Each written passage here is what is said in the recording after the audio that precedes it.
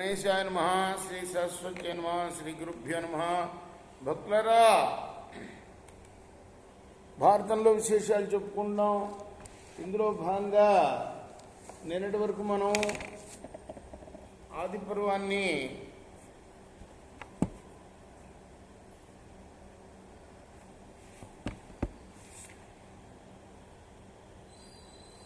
నూట 32 భాగాలుగా చెప్పుకున్నాం.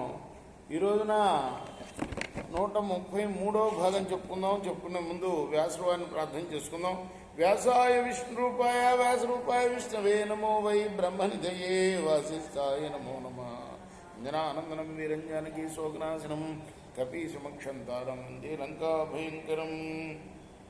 సదా నింబవృక్షస్య మూలాధివాసాత్ సుధాశ్రావణం తిక్తమప్యప్రియంతం తరం కల్పవృక్షాదికం సాధయంతం నమామీశ్వరం సద్గురుం సాయినాథం.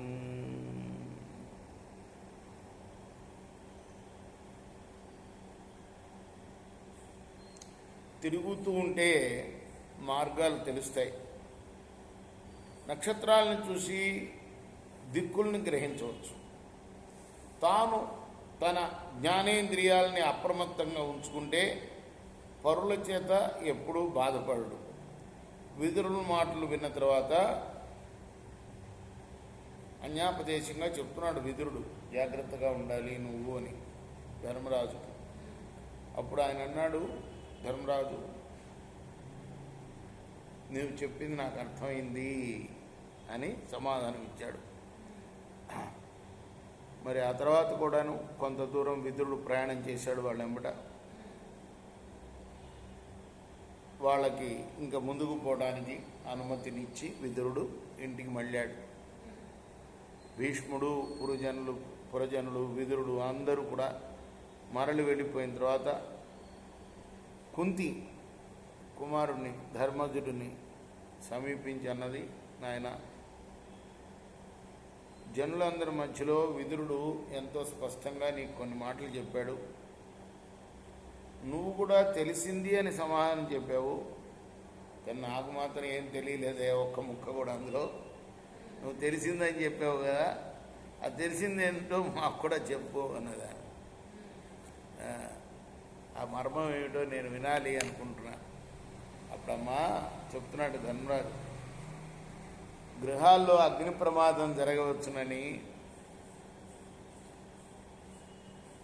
పయనించబోయే మార్గం లోగడ తెలిసింది కాకపోవచ్చునని, కొత్త మార్గంలో పయనించవలసి వస్తుందని ధర్మాత్ముడైన విదురుడు వివరించాడమ్మా. అలానే ఇంద్రియ నిగ్రహం గలవాడు భూమిని తప్పక పొందగలడని కూడా విదురుడు చెప్పాడు. నువ్వు చెప్పిన దాన్ని నేను గ్రహించానని విదురునికి నేను సమాధానం చెప్పానమ్మా అన్నాడు. ఓ జనమేజయ మహారాజా, ఇదంతా విషయం పాయింట్ చెప్తున్నాడు. పాండవులు ఫాల్గుణ మాసంలో శుక్లపక్ష అష్టమి తిథిలో రోహిణి నక్షత్రంలో వారణావతానికి ముహూర్తం కూడా చెప్తున్నాడు అన్నమాట. బయలుదేరారు. అక్కడ ఆ వారణావత నగర వాసుల్ని చూశారు. వాళ్ళు పాండవులు వస్తున్నారనే వార్త విన్న ఆ నగర ప్రముఖులు సర్వమంగళ వాయిద్యాలతోటి ఎదురేగి వాళ్ళకి స్వాగతం పలికారు. పరమానంద పడిపోయారు పురజనులంతా వాళ్ళు వచ్చినందుకు. వేల సంఖ్యలో వచ్చారట. ఆ తర్వాత ఆ పుర ప్రముఖులు పాండవులను సమీపించి ఆశీస్సులను అందజేస్తూ వారి చుట్టూ గుమిగూడారు. అప్పుడు ధర్మరాజు ఎలా ఉన్నాడయ్యా అంటే, దేవతలతో పరివేష్టింపబడ్డ దేవేంద్రుడిలాగా ఉన్నట్ట. ఓ జనమేజయ మహారాజా, పాండవులు తర్వాత సన్మానించబడ్డారు పుర ప్రముఖుల చేత. ఆ తర్వాత వారందరూ కూడా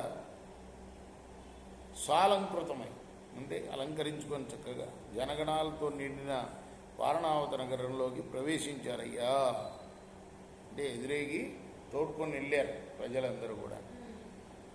అక్కడ ప్రవేశించారు.